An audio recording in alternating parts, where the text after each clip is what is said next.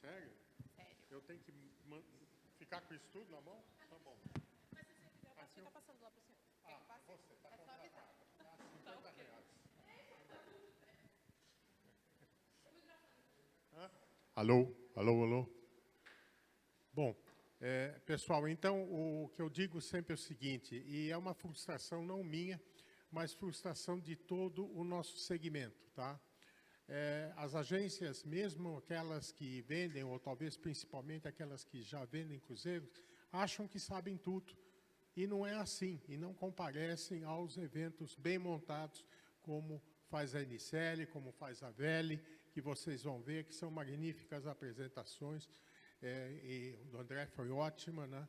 Pena que eu perdi uma boa parte. Depois você faz para mim, tá? Particularmente. Tá bom, beleza. Então a gente lamenta muito que investimos tempo e estudo, estudamos para que passar o recado certo para o agente de viagem, né? E explicar. Eu decidi não falar necessariamente de navios, mas sim do conceito. Que eu vou falar hoje, primeiro, os novos navios já estão obedecendo protocolos de proteção de meio ambiente e dos mares, oceanos por onde navegam. Isso passa por um monte de detalhes. Os navios, primeiro, a pandemia fez com que todos herdassem. Você manda? A pandemia, a herança da pandemia, que todos os navios mudaram o sistema de ar-condicionado. Antes era só VU, agora é e VU, tá? Então há uma troca de ar que, por causa da pandemia. Isso ficou, então é muito bom. A distância entre mesas no restaurante é ótimo e continuou, que é muito bom porque você necessariamente não precisa ficar ouvindo a conversa do André do lado, né, falando com Estela, alguma coisa assim contra mim. E outras coisas mais, né? O centro médico ficou melhor instalado para eventuais pandemias futuras, que a gente espera que não tenha, né? Tem um macaco agora, mas isso não é tão grave, né? Enfim, e eles, então, estão preocupados em sustentabilidade. Eu acho que cada vez mais o novo passageiro, o jovem, está plugado nisso, né? E é a preocupação dos navios. A linha de proa é que vocês não notaram muito bem. Talvez no Prima já tem aquela quilha abaulada na frente, né? Que é para uma navegação mais tranquila, mais rápida e econômica, né? Então mudaram, é um desenho, não importa talvez para vocês, mas é bom saber. Ficou um negócio abaulado assim para frente, né? Você vai ver em algum momento, depois a gente mostra o nosso guia. Além disso, todos os navios que operam em águas polares, Polo Sul, Polo Norte, eles já foram construídos com casco reforçado, né? Para não acontecer a história do Titanic, né? Eles têm o casco reforçado para operar tranquilamente. E dependendo do casco, vocês vão ver, eu vou mostrar um navio da Ponam que foi lançado, o da Ponam é o primeiro, por enquanto, navio de fato quebra-gelo. O que quer dizer isso? Eu vou mostrar depois para vocês. É o casco muito mais reforçado para ele poder quebrar o gelo. Ele chega ao ponto exato do Polo Norte, quebrando o gelo de até 1,5 metro. Os navios novos têm, a maioria deles tem essa propulsão azimuth, que é uma peça, como é que eu vou falar? Ajuda. Turbina. Por lá, fica a turbina. Ok. É uma turbina, é um elemento que fica debaixo do casco que permite a hélice a virar 360 graus, que permite uma maior manobrabilidade para os navios, tá? E principalmente os pequenos, quando eles visitam portos menores que não têm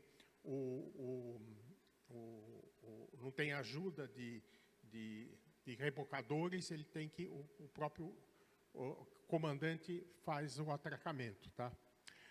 Propulsão elétrica é a nova pegada para evitar a poluição dos mares, tá? Com carbono, né? E a propulsão elétrica é feita por geradores com gás liquefeito leve, tá? Antigamente era combustível pesado que polui os mares. Ainda os navios de carga usam esse combustível pesado. Senhora? Senhorita? E estabilizadores mais modernos, esse negócio de falar que navio balança, em tempestade, tanto no ar como em terra, balança. Pô. Eu tenho medo de avião balançando, de navio não tenho, não. Então, os estabilizadores são modernos e os navios têm posicionamento dinâmico. O que é isso, gente? É algo sensacional. São hélices no casco que permitem ao navio parar em qualquer lugar sem lançar âncora, para não prejudicar o solo marítimo e a área de corais, tá? Então, ele consegue ficar parado sem jogar âncora. Isso é uma coisa maravilhosa que veio muito bem, porque tem uma história antiga do navio de luxo que chegou no Egito, na área de corais, e ele conseguiu bater nos corais, estragar, e foi uma multa enorme, e o comandante, não sei o que ele está fazendo hoje na vida. Mas isso foi muitos anos atrás. O que acontece com as águas a bordo? Mais uma aulinha rápida. Águas cinzas, pias e chuveiros passam por uma filtragem e voltam para a descarga dos sanitários. A água, chamada negra, dos sanitários, é tratada e filtrada antes de ser descartada ao mar, tá? Isso tudo para preservar o meio ambiente e os oceanos. Eu sou um fã disso tudo, tá? Muitos navios têm um sistema de dessalinização, principalmente aqueles navios que navegam para lugares mais ermos, mais inusitados, mais fora do circuito normal dos cruzeiros. Então, se ele talvez não consiga chegar num porto e carregar água, né? Então, muitos navios têm esse sistema de dessalinização de água para usar a bordo. Iluminação com lâmpadas LED, como nós também fazemos em casa, né? E a grande novidade é que muitos navios, inclusive grandes, aqueles navios que a gente chama contemporâneos, que são os grandes, 3.000, 4.000, 5.000 passageiros, têm cabos para ligar em tomadas que alguns portos têm. Quem está liderando isso são os portos do Canadá.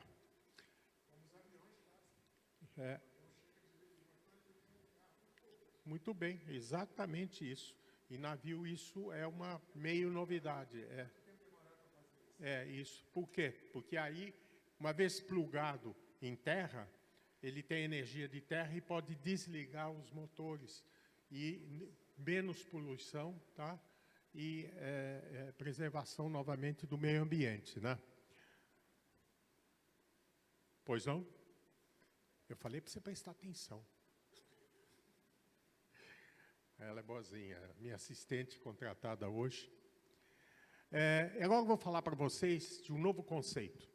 E é interessante que eu tenho ouvido ontem, hoje, em eventos e comentários de várias pessoas do nosso meio do turismo, se fala em experiência em viagem, né?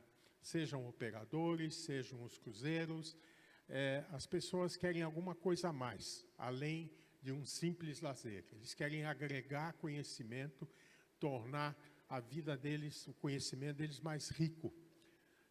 As companhias imediatamente se adaptaram a isso, muitas delas, e está se construindo navios menores. Quando eu falo menores, começa em 112 passageiros, 264, 400, 600, 700 passageiros.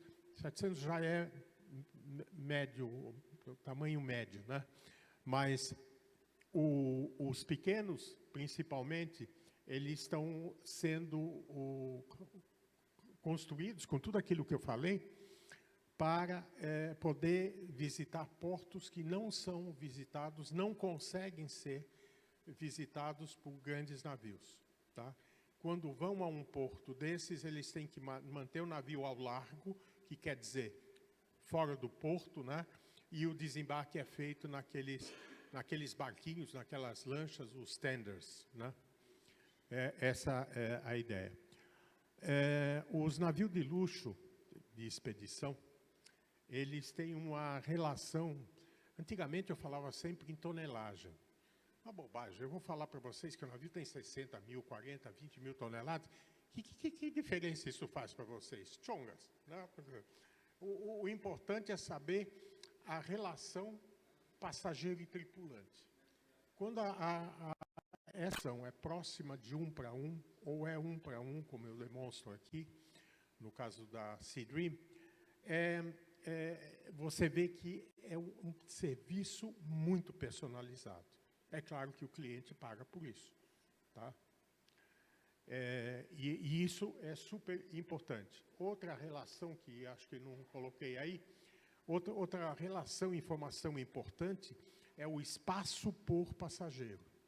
Isso é uma informação muito importante, porque não adianta você botar 5 mil pessoas no navio e o espaço é menor. E você se sente no meio de metrô. Não tem metrô aqui? Tem? Tem metrô? Tem. Então, alguém andou no metrô? Um encostado no outro? Então, tem navio que é assim, é muito cheio de gente e você... É difícil. Multidão, em todo lugar, fila, sabe? Fila para comer, fila para ir no banheiro, fila para tudo. Não. Então, o importante é isso. Espaço por passageiro também. Nos navios de expedição, qual é a pegada? Qual é o foco do negócio? Esses navios geralmente não têm cassino.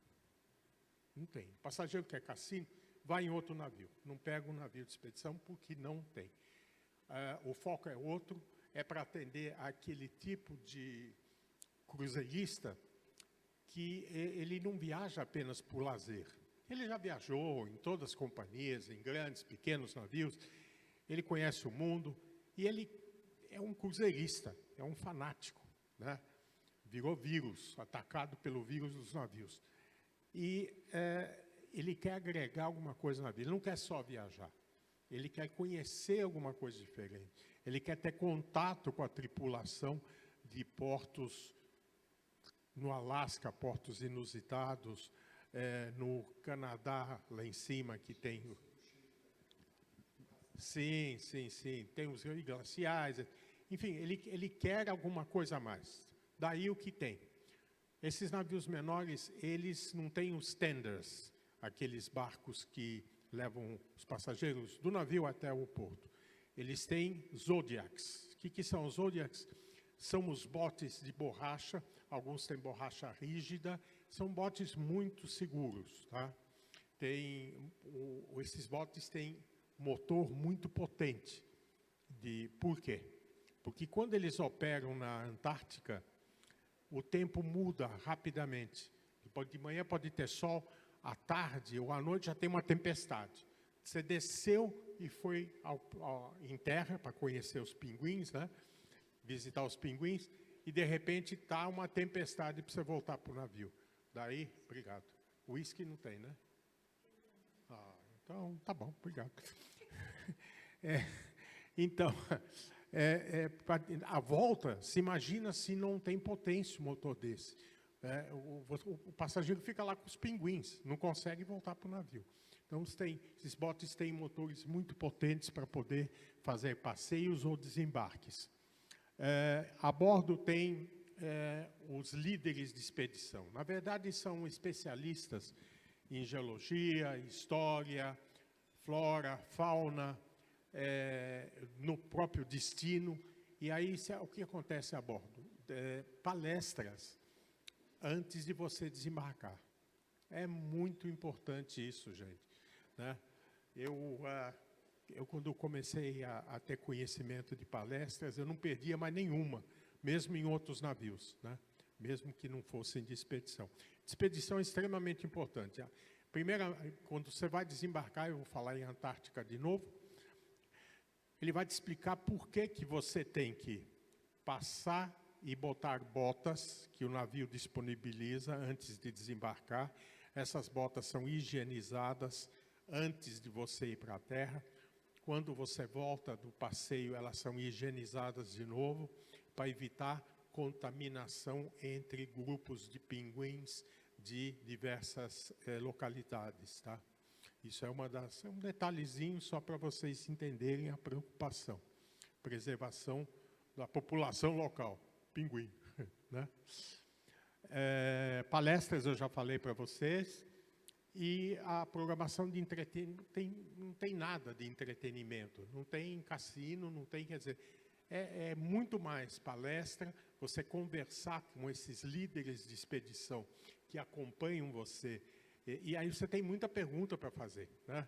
Você quer saber como é que você define qual é o sexo do pinguim, se ele é macho ou fêmea, ou sei lá, o que você pode perguntar, né?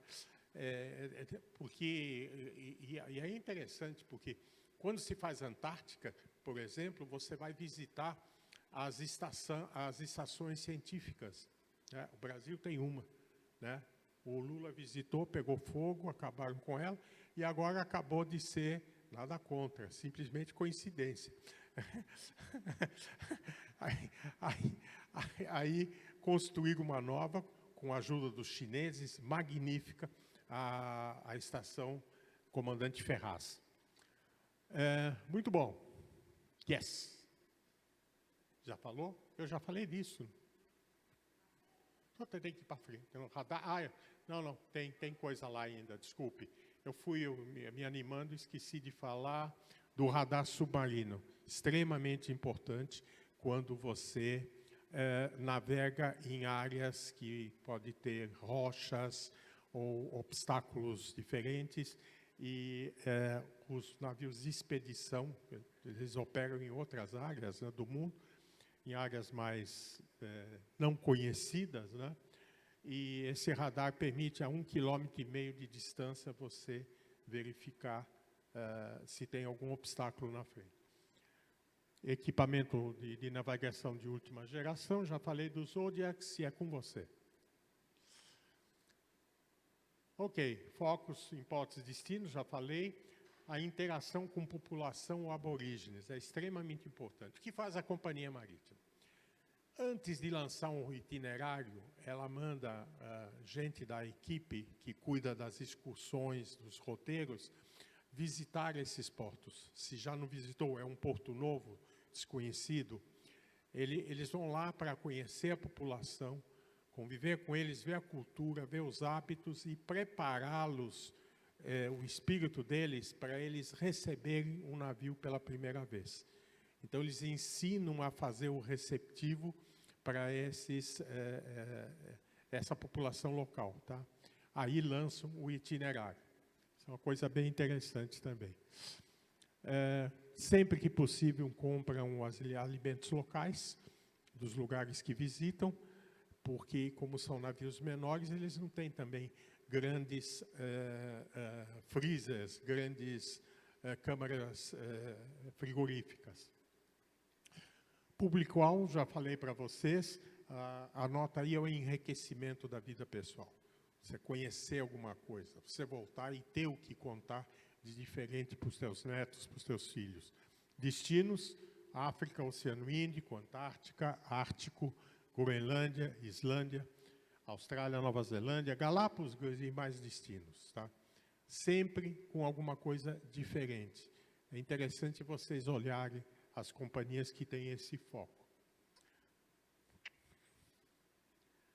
Ok, vamos começar com a Ponant, é uma das minhas queridinhas. Só vou falar de 3 companhias, tá? A Ponant é a única companhia francesa, de fato, de verdade, tá? Quem não gosta de Paris, quem não gosta da França? Tem alguém aqui? Você está a bordo da França. você tem... o único problema deles é que eles só servem vinho nacional. Mas gastronomia também, não vai ter arroz e feijão. Vai ter os pratos franceses, normalmente, e pratos internacionais. Mas a Ponant começou foi a pioneira em fazer cruzeiros de expedição 20 anos atrás. Tá? Então, eu cheguei... Por que eu falo de filtros, etc., etc.? Porque eu visitei a parte de baixo do navio, debaixo da linha d'água, né? E é super interessante. Era mais limpo. Primeiro, o engenheiro que veio me mostrar tudo, ele estava com uma roupa branca sem uma mancha. Aquela área toda de filtros, etc., dessalinização, etc., estava mais limpa que a minha cozinha. Quer dizer, algo sensacional. Então, eles operam há mais de 20 anos. Parceria recente com a Smithsonian Society, que agrega valor à programação. As excursões, os passeios são feitos de forma diferente, com esse foco em maior sabedoria, conhecimento. Tá? Yes. Eles lançaram o primeiro navio quebra-gelo de fato. É Le Commandant Charcot. Não precisa aprender francês para falar. Pode falar o comandante Charcot ali e tal.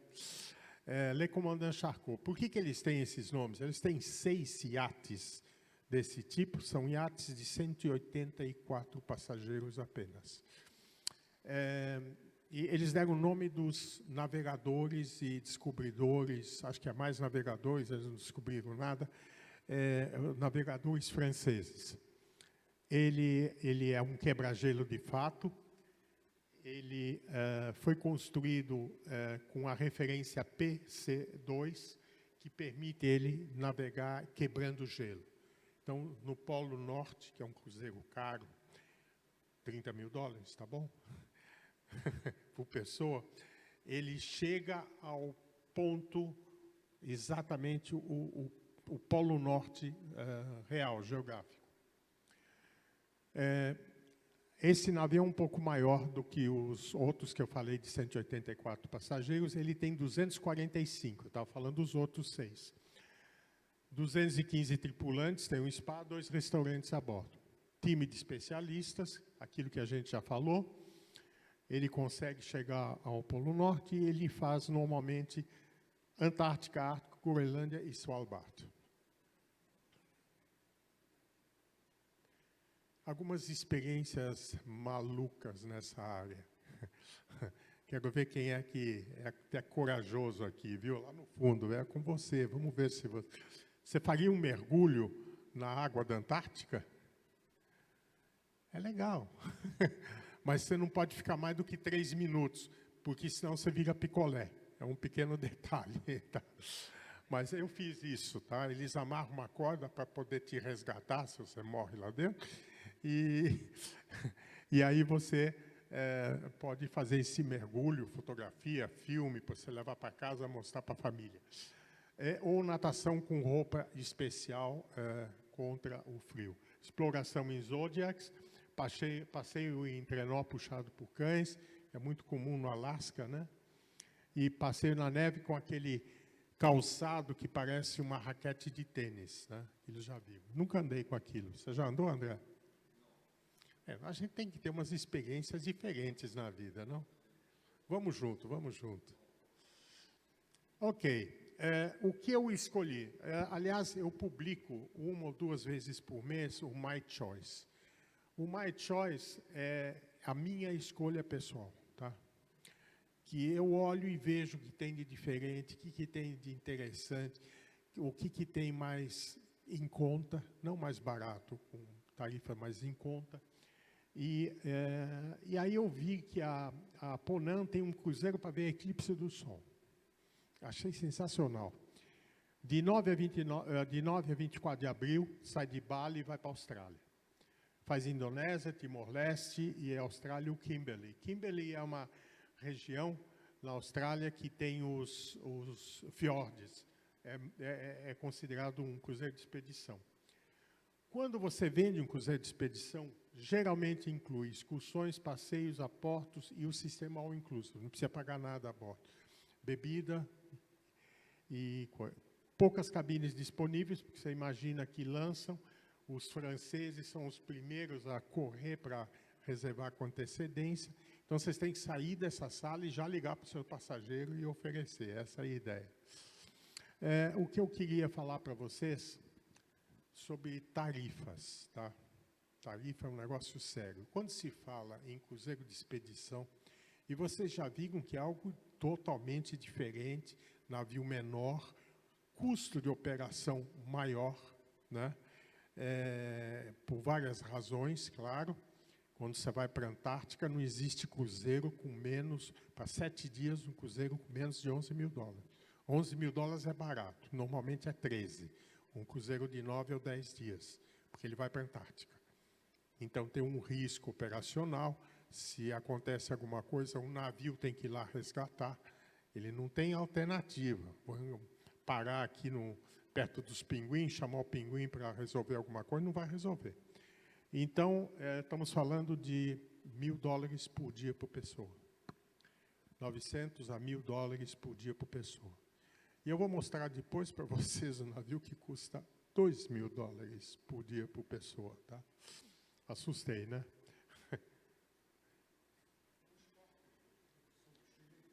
Hein? Não, os cópios é um barco menor. Não chega a ser um navio, nem iate, é um barco menor. É confortável, mas não é um navio, sim, de expedição, de operação lá, tá? Mas a proposta é diferente um pouco. Ok, agora eu vou falar da Silversea, que é uma companhia de luxo e foi fundada por um armador italiano. Por que eu falo isso? Porque se você entra a bordo dos navios da Silversea, você sente um tom mais europeu, em termos de decoração, cores, etc. Essa companhia foi comprada pelo grupo da Royal Caribbean. O navio mais recente é o Silver Endeavour, que era um navio da extinta, falida Crystal Cruises, tá? A Crystal, na verdade, a holding que controlava a Crystal quebrou e os navios foram vendidos e a Silversea comprou esse navio que era o Crystal Endeavour, que era recém-construído com todas as normas de navios para exploração e aventura. Ele foi construído em 21, classe PC6, ele não é um quebra-gelo, mas ele pode operar em águas polares e se caracteriza por serviço de mordomo. Ele tem mordomo em todas as cabines, tá? Isso é um diferencial da Silversea. É bem bacana o mordomo, né? Só não sabe o que eu, pelo menos, não sabia o que fazer com o mordomo. Quando eu embarquei a primeira vez, ele veio, eu vou desfazer sua mala. Eu falei, você não bota a mão na minha mala, deixa que eu faço isso, né? Mas o mordomo resolve tudo. Aí eu saí, fui tomar café da manhã, quando voltei, meu sapato estava embrulhado em papel de seda e um selinho da companhia. Eu falei, o que é isso que ele deixou aqui? Ele engraxou meu sapato e deixou lá pronto. Isso faz o serviço do mordomo. Contrate mordomo na sua casa, que é legal. A Silversea tem 200 hóspedes no Silver Endeavour, são para 200 tripulantes e, novamente, tem um serviço muito bom por causa dessa relação de 1 para 1. Yes. Ele foi recém-comprado e redecorado, enfim, teve algumas alterações. E ele começa em 21 de novembro, no Chile, partindo de Puerto Williams, para fazer Antártica, tá? Quando você faz um cruzeiro de Antártica, que normalmente saem ou de Porto Williams, que é no Chile, é isso, ou Ushuaia, que é na parte argentina, aí você tem que atravessar o canal do Drake. O navio balança assim, sempre. Por quê? porque esse é o ponto de encontro entre o Oceano Pacífico e o Oceano Atlântico. Diversa profundidade e diversa temperatura da água, o que faz o barco se mexer um pouquinho. Um pouquinho mais, um pouquinho menos, mas nada assim triste, grave. Eu já fiz essa travessia. Tem gente que fica apavorado, né? Ah, mas eu fico enjoado, vou ficar vomitando e tal. Então a companhia lançou um sistema de combinação de aéreo com cruzeiro a partir da ilha King George, né? Rei George. Então tem um avião fretado que sai do Chile até a ilha King George, se faz um cruzeiro de 5 dias e depois volta para o porto. E o voo, esqueci de falar, não está aí em cima já, está falado aí. Inclui aéreo de Santiago do Chile e uma noite de hotel antes e depois do cruzeiro. Então você chega em Santiago, tem uma noite de hotel, aí no dia seguinte, bem cedo, você tem que acordar cedo mesmo, tipo 5 horas da manhã, você vai para o aeroporto e embarca nesse avião que vai para a ilha King George. São 2 horas e meia de voo, tá? Mas você não vai na balançação do Drake, mas só na balançação do avião. É um sistema all-inclusive, e também estou falando de $1.000 por dia por pessoa, tá?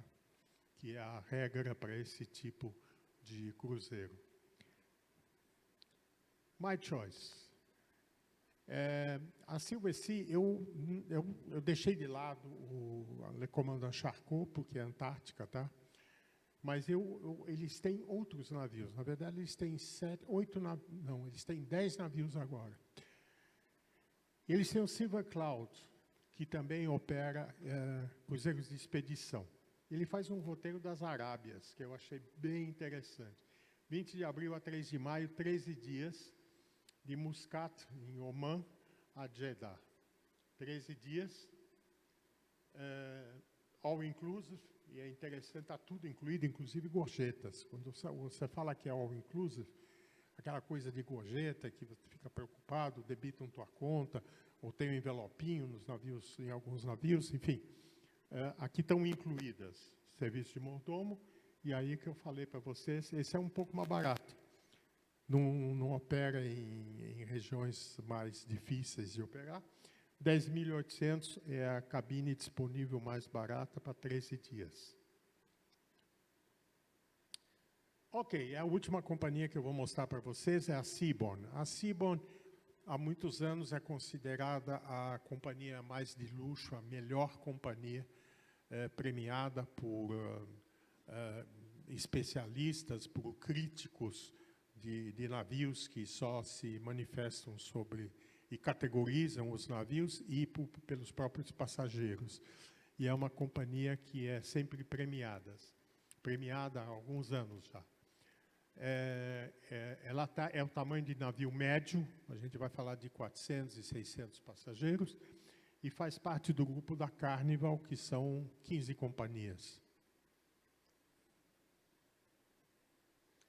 E aí eu falo do novíssimo Seabourn Venture, lançado esse ano, casco reforçado PC6, igual à Silversea, a proa desenhada daquele jeito que a gente falou, né, para poder navegar melhor. Tem 24 Zodiacs, tem caiaques, que é uma grande atração, e você pode estar na Antártica e pegar um caiaque e sair descobrindo no meio do gelo, navegando no meio do gelo. E tem 2 mini submarinos de 6 lugares. Eu devia ter botado uma imagem, né? É uma cápsula transparente que não embaça. Seu carro embaça, mas essa aqui não embaça. E são 6 passageiros que podem embarcar, e tem o motorista, um marinheiro que é especializado, e você mergulha até 300 metros de profundidade para ver o fundo do mar. Eu acho que a viagem custa, esse passeio não está incluído não, é por volta de $600 por pessoa, e tem 2 mini submarinos, então é super interessante. A bordo, 26 líderes de expedição, um pouco mais do que a Silversea, com especialistas em diversas áreas. A Seabourn tem uma parceria com a Unesco para visitar locais de patrimônio histórico. Novidades, é uma novidade que eles têm agora algumas suítes tipo duplex, aquele duplex com 2 andares, com mais de 90 metros quadrados. E eu peguei o Seabourn Venture, que é um outro navio da Seabourn, e é o mesmo. Eu falei do Venture antes. Foi? Volta. Foi. Então, o mesmo Seabourn Venture, esse negócio da rainha me inspirou de procurar esse roteiro que eu achei super interessante e bacana. De 12 a 24 de maio, 12 dias, terras celtas, custa $13.400 em Vista Suite. São só cabines externas com varanda, tá? A maioria dos navios aqui que a gente falou são cabines externas com varanda. Sai de Londres, Greenwich. Pelo tamanho dele, ele pode navegar até Londres e volta para Edimburgo. Ele faz 15 portos visitando Isles of Scilly, Irlanda do Sul, do Norte, Isle of Man, Escócia. É um belíssimo roteiro. Acho que eu escolhi porque eu tenho vontade de fazer esse cruzeiro. Vamos, André? Vamos. Você vai também? Vamos. Mas só meninos, não vamos levar menina não, né? Ei. Você também vai. Eu não sei, aí eu tenho que ver com o André. Ok, bem, gente. Então, eu queria informar vocês, hoje vocês estão vendo pela primeira vez a nova logomarca da Qualitours, né? Porque a gente faz agora parte do grupo BeFly. É um ecossistema. O que é um ecossistema diferente, por exemplo, da CVC.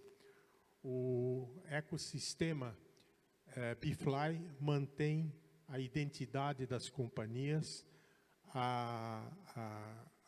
eu ia falar tripulação, imagine. Os funcionários, a equipe da companhia e a própria administração e técnica de venda, etc., da empresa. Assim como a Queensberry, que também faz parte do grupo BeFly agora, que também mantém sua identidade. Tá? Isso é muito interessante e nos dá a possibilidade de desenvolver a Qualitours assim para o próximo nível. Tem muita novidade acontecendo, tá? E logo, logo vocês vão ver alterações no nosso site. Nós vamos botar um chat, mas com vídeo, que você pode consultar e saber com quem você está falando. Enfim, tem algumas novidades aí. E a novidade é que nós publicamos um guia de cruzeiros. O que é esse guia de cruzeiros? Ele dá as noções principais do que você precisa saber sobre cruzeiros, quais são os navios, em que parte do mundo eles estão. Você está Alasca. Você vai procurar um cruzeiro em Alasca em novembro? Não vai dar, tá? Não existe. Então, vocês vão saber que a Alasca opera de fim de maio até setembro. Você vai saber características dos navios, o que cada um tem, o que inclui, o que não inclui.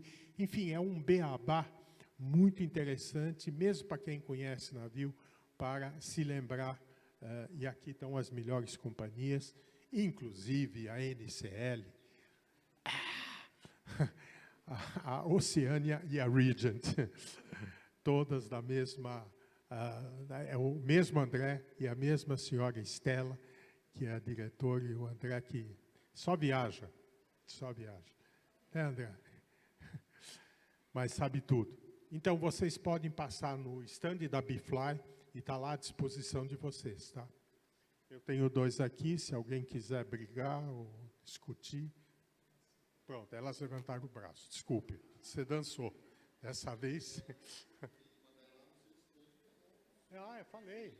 Tem que ir lá no stand da BeFly. Tem lá. Pode pegar à vontade lá. que a gente não quer levar de volta para São Paulo, não. Pode pegar. Tá? Então, é isso que eu tinha que falar para vocês. Nós também temos cruzeiros fluviais. Eu não vou falar nada sobre cruzeiro fluvial por uma simples razão. Meu amigo Ricardo Alves, que é o especialista em fluviais, vai falar agora. Eu não posso atrapalhar e falar que eu também vendo. Então, porque senão ele fica bravo comigo, né? Ok? Então, é isso que eu tinha que falar. Se vocês têm alguma pergunta... Pergunta. A Qualitus, nós vendemos 40 marcas diferentes de cruzeiros, tá? Até passeio em caiaque no Lago Titicaca. Piada.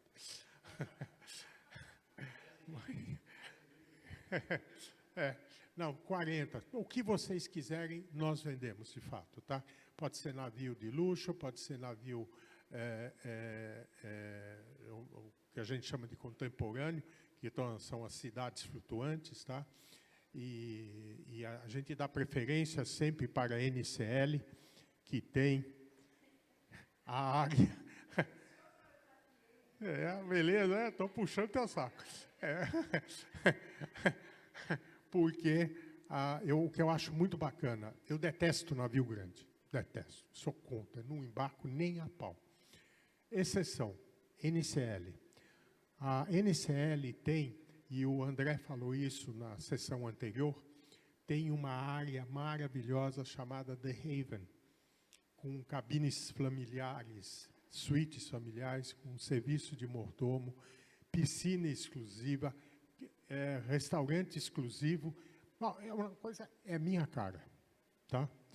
Então, eu não embarcaria, mas é um navio de 2, 3 mil passageiros. Eu normalmente não embarcaria. Mas eu estou indo nessa viagem com meus netos.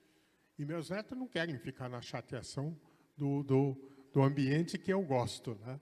Eles querem mais atividade, mais diversão. E a NCL tem tudo que possa imaginar. Então, o que eu faço? Eu desço com os netos para lá, depois, chega, agora vamos voltar para casa. Aí eu subo na área nobre de Haven, e aí você atende um outro tipo, brincadeiras à parte, você atende um outro tipo de cliente. Isso é muito interessante, e só a NCL se destaca com isso. Aumenta a minha comissão depois dessa, tá? Obrigado. Senhor Ricardo Alves, dono proprietário, ele é diretor de vendas,